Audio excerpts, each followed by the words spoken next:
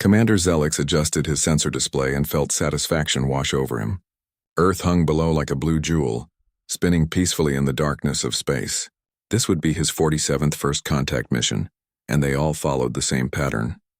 The primitive species would panic, fire their crude weapons, and then submit when they realized how outmatched they were. All ships, maintain formation.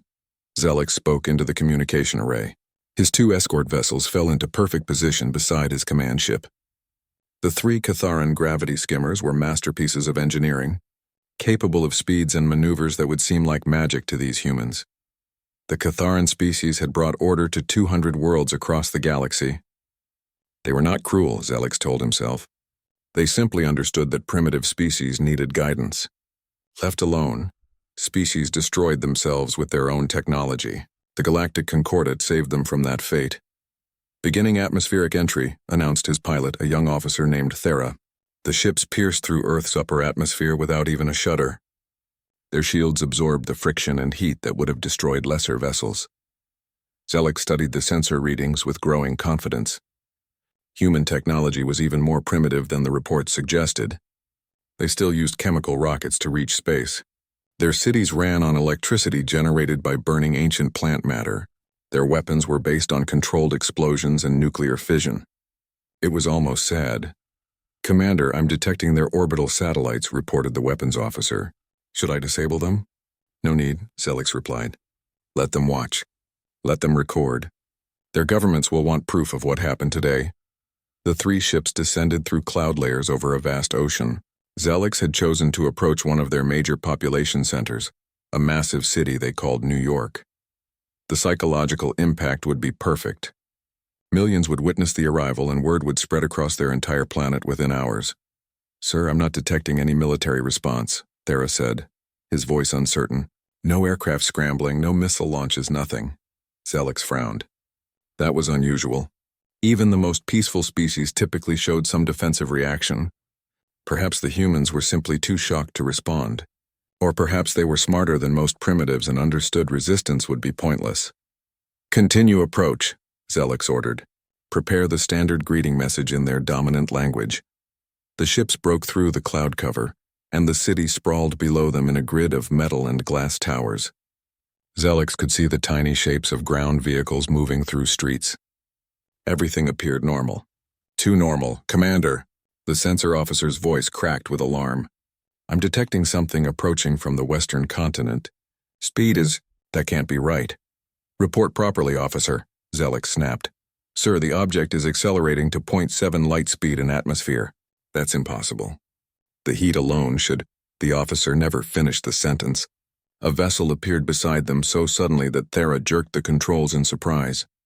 One moment the space was empty, the next moment a craft hovered there, matching their speed perfectly. But it hadn't flown there. Zelix stared at the sensor logs, his blood running cold. The ship had simply appeared, as if space itself had folded to bring it here. That technology didn't exist. The Concordat's best scientists had theoretical models. "Nothing more. Hail them," Zelix managed to say, though his mouth felt dry. Before his communication officer could act, a voice filled the bridge. It spoke in perfect Catharan with a cheerful human accent. "Welcome to Earth. Please follow us to the designated landing zone. Try to keep up." The human vessel accelerated. Not gradually, but instantly. It reached speeds that should have torn apart any matter, pulled a turning arc that generated forces that would crush any living crew, and disappeared into the distance. Zelix's pride overrode his caution. "Pursuit course. Maximum combat speed." The Catharan ships leaped forward, their gravity drives pushing them to velocities that had won a dozen space battles. Below, the ocean became a blur. The coast approached in seconds. Mountains rose ahead. The human vessel appeared again, looping back toward them with impossible grace. It slowed, pacing alongside Zelix's ship. Through the view screen, he could see markings on its hull. His translator worked on the text. "Student driver," it read. "Sorry about that," the human voice said. "Forgot you folks are using graviton drives. Those are super vintage. My great-grandmother had one in a museum." Zelix said nothing. His crew sat in stunned silence. They had just pushed their ships to maximum military speed, the same speed that had allowed them to dominate every species they encountered. This human had been playing with them like an adult racing against a child. Follow me, the voice continued. We've got a nice spot picked out for you to land. The weather's perfect today. The human vessel led them inland over mountains and forests. Zelix watched his sensor displays, trying to understand what he was seeing. The craft's propulsion system made no sense. It seemed to bend space around itself, existing in multiple locations simultaneously before choosing which one to occupy. Approaching landing zone, Thera announced quietly. Below them, a small facility appeared. It looked like a minor transportation hub, nothing more. No military installations, no defense batteries, no armies waiting in formation. Just a simple landing area surrounded by buildings and people, hundreds of them. As the Catharan ship settled onto the designated landing pads, Zelix could see humans gathering around the perimeter. They weren't running in terror. They weren't hiding. They were watching with curiosity, some pointing, some holding up small devices to record the moment. Children waved. This is wrong, Zelix whispered. Everything about this is wrong. A small group of humans approached from a nearby building. They wore no uniforms, no symbols of authority. Leading them was an older male in casual clothing, a middle-aged female carrying a data pad, and a young female barely old enough to be considered an adult. She held a colorful sign covered in reflective material. Welcome, aliens. It read, decorated with silver sparkles. Zelix stood, straightening his uniform. He had delivered the Concordate's message 46 times before. He would deliver it again, regardless of how unsettled he felt. Lower the boarding ramp, he commanded. We proceed as planned. But as he walked toward the exit, Zelix caught sight of the human vessel that had escorted them. It had landed nearby and a door was opening. A young human emerged. Couldn't have been more than 20 cycles old. Wearing simple clothes and carrying a drink in a plastic container. The pilot of the impossible ship was a teenager. Zelix stepped out into Earth's air and wondered what he had truly flown into. Principal Chen waited for them outside the school building. She held a data pad and wore the patient expression of someone used to dealing with confused visitors. Commander Zelix, I hope Maya's given you a good introduction to our educational system, she said warmly. I wanted to show you something that might help explain humanity's development. She led them to a quiet classroom and activated a wall display. Images appeared showing Earth at different points in its history. 200 years ago, humanity faced extinction at least 7 times, Chen began. Nuclear weapons that could destroy our entire species. Artificial intelligence that we couldn't control. Climate changes that threatened to make our planet unlivable. Biological weapons that could have killed every human alive. Each time we came close to ending ourselves, the images showed mushroom clouds, flooded cities, riots, warfare. Zelix watched humans destroying each other with primitive but effective brutality. Most species face 1 or 2 of these challenges, Chen continued, but humans hit every possible wall almost simultaneously. Between 2025 and 2100, we either solved these problems or died. We chose to solve them. How? Zelix asked, genuinely curious now. We learned to cooperate. Really cooperate. Not just within tribes or nations, but as a species. Chen changed the image to show massive construction projects, cities floating on oceans, forests regrowing across continents. We fixed our climate. We made peace with our artificial intelligences, treating them as partners instead of tools. We destroyed our weapons of mass extinction, and most importantly, we learned that survival required wisdom, not just intelligence. Maya spoke up. By 2100, we had functional fusion power, basic genetic medicine, and sustainable cities. Nothing too fancy by galactic standards. Then in 2117, Dr. Sarah Chen made the breakthrough. My grandmother, Principal Chen said with obvious pride. She discovered how to fold space-time safely. Within a year, we found the first parallel Earth. Within 5 years, we'd contacted 200 alternate versions of humanity. The display showed humans meeting other humans on different Earths. Some looked similar. Others had evolved in wildly different directions.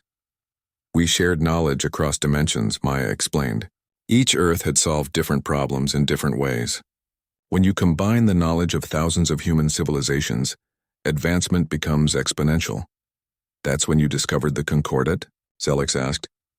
Earth 7 found you first about 30 years ago, Chen confirmed. They joined seemed like a good opportunity. Then Earth 23 found you. Then Earth 45. Eventually, 840 alternate Earths became Concordate members. And you watched? Zelix said slowly, understanding dawning. We watched, Maya agreed. We saw how different species treated the humans who joined. Some of you were kind, helpful, genuine partners. Others saw humans as primitive laborers. A few tried to eliminate humans as potential threats. Zelix felt something cold settle in his stomach. The Catharans treated humans fairly, Chen said, and Zelix felt relief wash through him. You're not perfect, but you've been honest and respectful. That's why we allowed you to find Earth-1. This was a test, Commander. You passed. What would have happened if we hadn't? Zelix asked. Maya's expression became unreadable. Earth-1 would have remained hidden, forever. They left the school and walked through the town. Zelix saw human civilization with new eyes. The buildings looked simple, but he now understood they were built with materials his people couldn't synthesize. The vehicles seemed basic but moved using technologies the Concordat had never imagined.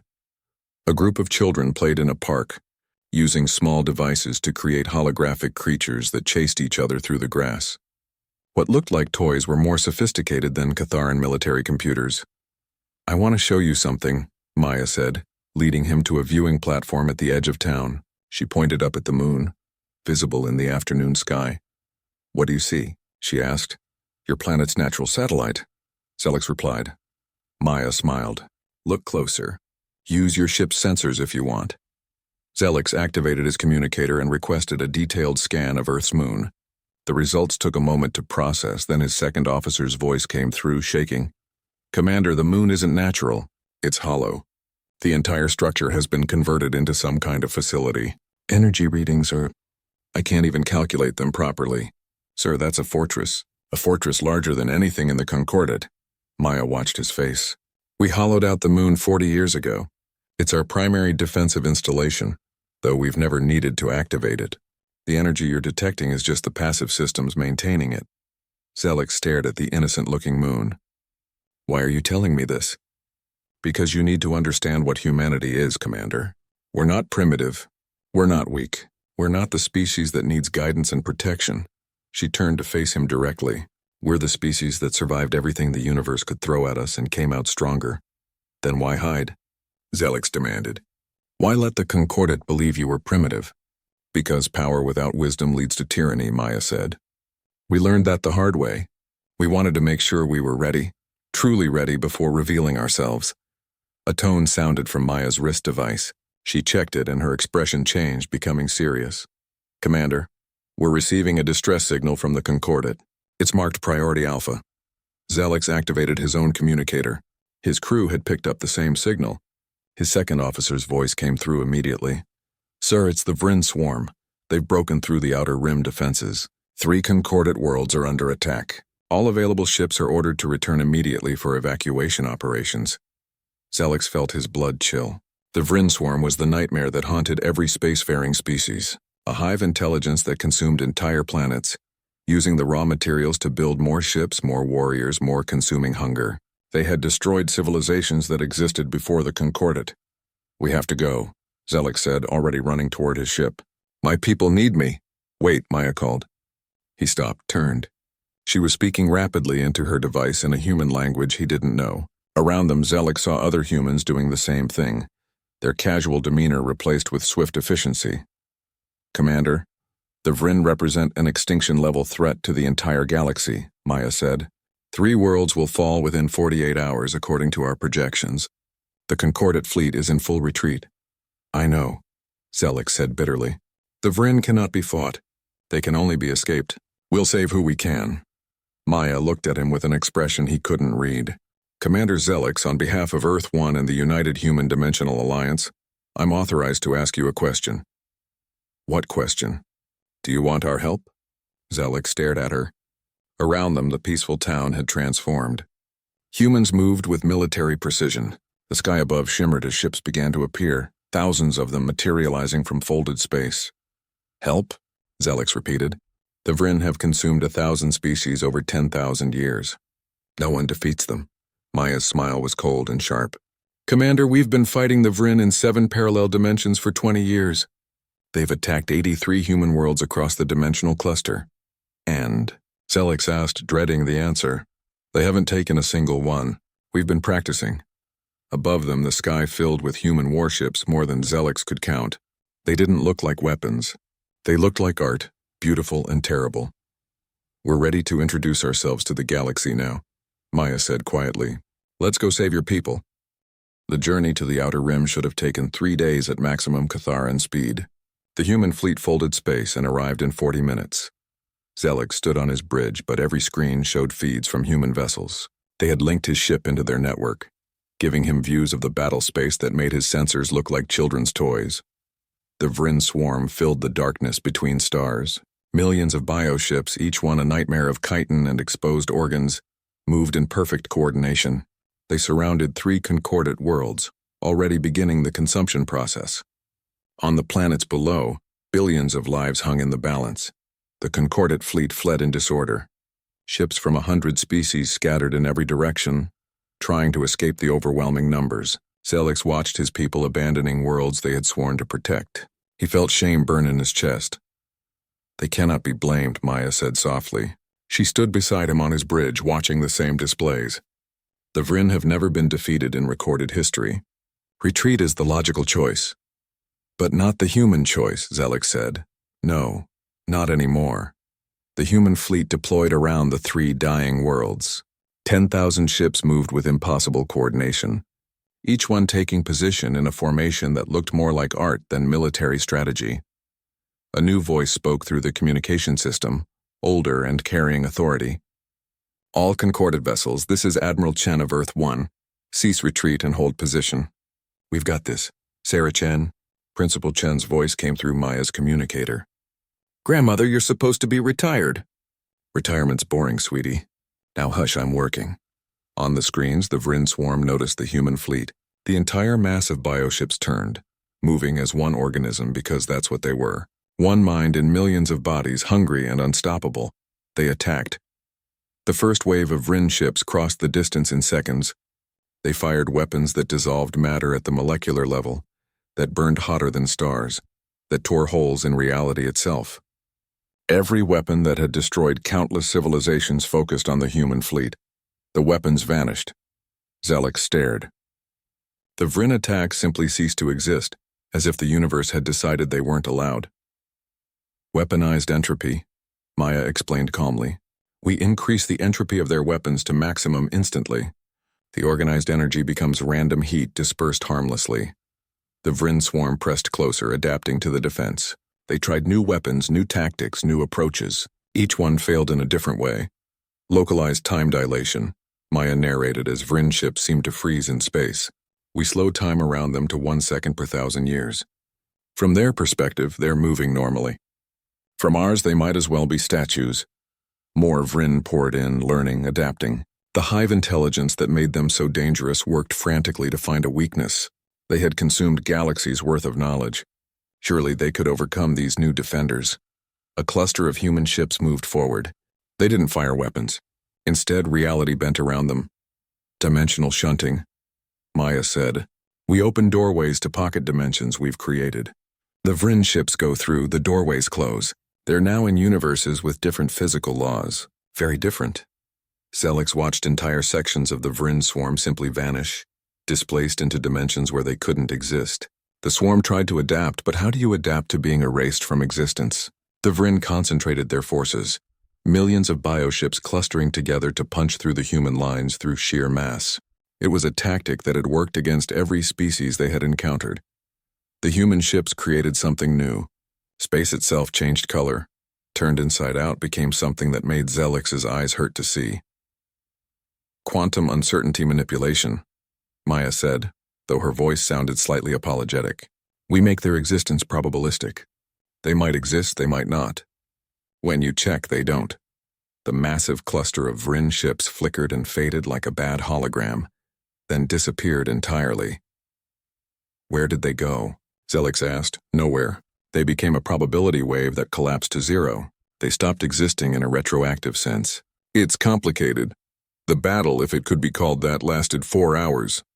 The Vryn swarm, the terror of 1,000 species, the unstoppable consuming darkness was dismantled with clinical efficiency. But the humans didn't destroy them.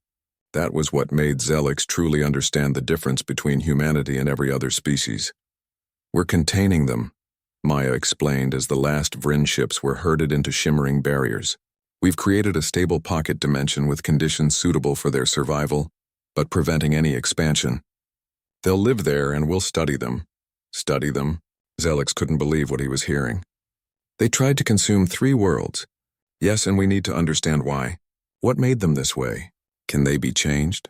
Are they a natural evolution or were they created? Maya looked at him seriously. Every species deserves understanding, Commander. Even the monsters. The Concordate fleet slowly emerged from their scattered positions, approaching cautiously. Communication channels exploded with questions, demands, confusion. Admiral Chen's voice cut through the chaos. All Concordate vessels, the threat has been neutralized. Humanitarian ships are deploying to the 3 planets to assess damage and provide aid. Medical teams are standing by. We'll have relief supplies distributed within the hour. Zelix looked at the 3 worlds on his display. The Vryn had barely begun their consumption. Millions were dead, but billions survived. The humans had arrived just in time. How long have you been able to do this? Zelix asked quietly. About 20 years, Maya replied. We encountered the Vryn in Dimension 7 Alpha. They killed 3 million humans before we developed effective countermeasures. Then they hit Dimension 12 Beta, then 18 Gamma. Each time they attacked, we learned more about them. We refined our methods. 3 million deaths, Zelix said, the number stunning him. Yes, and we remember every single one. Maya's voice carried pain. That's why we don't destroy the Vryn, because they made us remember that every life matters, even our enemies. They taught us the cost of war. On the screens, human medical ships descended to the damaged worlds. They worked alongside Concordate rescue teams, pulling survivors from rubble, providing supplies, offering comfort. A communication came through for Zelix specifically. The Concordate Council requested his immediate presence at an emergency session. They wanted to know everything about humanity. They wanted to know what had just saved them. I need to return to the Concordate homeworld, Zelix said. We know. We'll take you there. Maya smiled. Admiral Chen, the commander, needs transportation to the council chambers. Already plotting the course, dear. Commander Zelix, your ship is being uploaded to our nav system now. We'll fold space in 5 minutes. 5 minutes to cross half the galaxy. Zelix had stopped being surprised by human capabilities. What happens now? He asked Maya. Now? Now the galaxy has to decide what it thinks about us. Whether we're saviors or threats. Whether they trust us or fear us. She looked out at the human fleet, magnificent and terrible in its power. And we'll find out if we're really wise enough for this. You saved billions of lives today, Zelix said. Today, Maya agreed. But tomorrow? The day after? Power changes people, Commander. We know this. We've lived this. The question isn't whether we can save the galaxy. The question is whether we should. The space around them folded and the Concordate homeworld appeared ahead. A world of gleaming towers and ancient wisdom, home to the council that had guided the galaxy for 10,000 years. A council that would now have to answer to humanity. The Grand Council chamber had stood for 8,000 years, built by the first species to achieve faster-than-light travel. Its walls held the history of galactic civilization, carved in stone that would outlast stars. Today, those ancient walls barely contained the chaos. Representatives from 874 species filled the chamber, all shouting at once. Some demanded explanations. Others called for humanity's immediate acceptance into the Concordate. A few, mostly species known for aggression, called for humanity's destruction before they became too powerful. Zelix stood with the Catharan delegation, watching the disorder with growing embarrassment. The Concordate had always prided itself on civilized discourse. This looked like a marketplace brawl. The council speaker, a Thelian elder whose species had been members for 6,000 years, finally restored order through the simple expedient of cutting all microphones except her own. We will hear from Earth, she announced, her voice carrying authority earned over centuries of service. We have invited a representative to address this body. A doorway opened at the far end of the chamber. Maya walked through alone, wearing simple clothes that looked utterly out of place among the formal robes and ceremonial armor of the assembled delegates. She walked to the central speaking platform, her footsteps echoing in the sudden silence. Every eye in the chamber followed her. Thank you for inviting me, Maya began, her voice clear and steady. My name is Maya Chen, and I speak for Earth One on behalf of the United Human Dimensional Alliance. You're a child, someone shouted from the Vraxian delegation. Send us a real representative. Maya smiled slightly. I'm 17 years old, which by galactic standards makes me very young.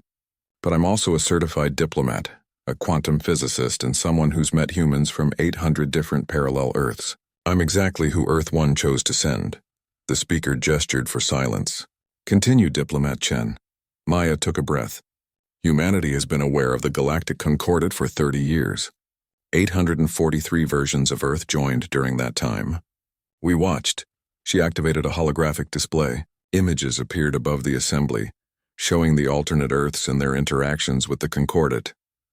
We saw beauty, Maya said. The Thelians teaching humans philosophy. The Catharans sharing star charts and navigational wisdom. The Morphians offering medical knowledge that saved millions. The images shifted, showing cooperation and friendship. We also saw darkness. The Kryn enslaving humans from Earth 234. The Faradi attempting genocide against Earth 412. The Draxians using humans as experimental subjects on Earth 1667. The chamber fell completely silent. The images showed horrors that made even hardened warriors look away. We documented everything, Maya continued, her voice steady despite the terrible images. Every kindness and every cruelty. We needed to know what the galaxy was before we revealed ourselves. The images faded. Maya looked around the chamber, making eye contact with delegates from every species. And then the Vryn attacked. 3 worlds, billions of lives, and the Concordat fleet retreated. Not because you were cowards, but because you believed the Vryn couldn't be stopped. You'd learned helplessness over 10,000 years of losing. Zelek saw shame on many faces. The truth hurt. Humanity doesn't know how to accept the impossible, Maya said. We've faced extinction so many times that we forgot how to give up. So when the Vryn attacked our dimensional colonies, we fought, and we learned, and we won. Why didn't you help sooner? The question came from a Morphian delegate, her voice broken with grief. The Vryn destroyed my homeworld 60 years ago. Where was humanity then? Maya met her eyes. We weren't ready. 60 years ago, we barely had dimensional travel. We couldn't have helped. I'm sorry. The Morphian delegate sat down, tears streaming down her face. But we're ready now, Maya continued. Ready to share our technology. Ready to teach what we've learned. Ready to stand with you against threats like the Vryn. In exchange for what? The Vraxian delegate who had called her a child stood up. What does humanity want? Control of the Concordat? Tribute? Worship? Maya smiled sadly. We want you to be better. Confusion rippled through the chamber. Humanity will join the Concordat, Maya said. Earth One and all our dimensional colonies will become members. We'll share our technology, our knowledge, our protection.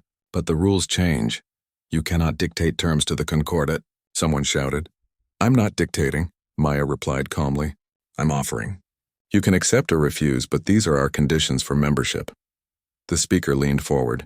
What are your conditions? First, no more subjugation of primitive species for their own good. True partnership or nothing. Murmurs of protest, but also agreement. Second, all species currently enslaved or oppressed by Concordat members must be freed. No exceptions. Louder protests now. Third, technology sharing becomes mandatory among all members. No more hoarding knowledge while others suffer. The chamber erupted in argument.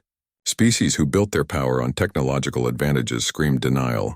Others who had been denied such advantages cheered. Maya waited for the noise to die down. And finally, the Concordat must commit to protecting all member worlds equally. No more deciding some species matter more than others. The speaker studied Maya for a long moment. And if we refuse these conditions? Then humanity returns to our dimensional cluster, Maya said simply. We'll protect the 843 Earths already in the Concordat, but Earth One will remain hidden. You'll never find us again. That's blackmail, the Vraxian delegate snarled. No, Maya corrected. It's a choice. We're offering partnership between equals.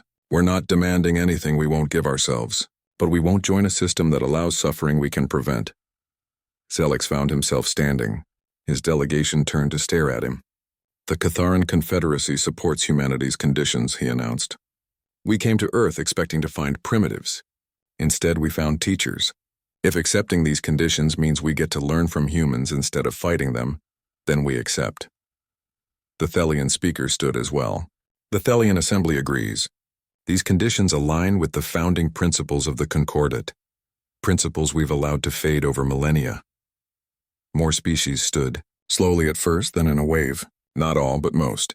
The speaker called for a formal vote. The counting took hours. Species argued, debated, formed alliances, and broke them. Zelix watched Maya stand patiently through it all, never arguing, never threatening, just waiting. Finally, the results appeared on the central display. 847 species voted yes. 23 voted no. 14 abstained. The Concordat accepts humanity's conditions, the speaker announced. Welcome to the galactic community, Earth One. Maya bowed slightly. Thank you. We'll begin technology transfers immediately, prioritizing medical science and sustainable energy. She left the platform as delegates rushed forward with questions. Zelix managed to intercept her outside the chamber. You knew they would accept, he said. I hoped, Maya corrected. But I was prepared for them to refuse. Humanity would have been fine either way. Would you really have stayed hidden? Maya looked at him seriously. Commander, do you know what humanity's greatest fear is? Zelix shook his head. Ourselves. What we could become. We've seen our own capacity for cruelty, for oppression, for evil. We survived it, but barely. She looked back at the chamber. We offered these conditions as much to restrain ourselves as to help the galaxy. Power corrupts, and we have so much power now. We needed external accountability. So this was a test for humanity too, Zelix realized. Everything is a test, Commander. Every day we choose what we become. 3 months later, Zelix stood in the same high school where Maya had first shown him the science fair. It had been converted into a galactic academy, teaching students from hundreds of species. A young Catharan approached him, barely old enough for advanced education. Commander Zelix, I'm writing a paper about first contact with humanity. Can I interview you? Of course. Were you scared when you first met humans? Zelix smiled. Terrified. I came expecting to meet primitives. Instead, I met our future teachers. They walked through halls filled with students from across the galaxy. Catharan children studied alongside Thelian philosophers and Morphean artists. Human teachers guided them all with patience and humor. Outside, Earth's moon hung in the afternoon sky. The fortress remained, a reminder that humanity could still choose violence if necessary.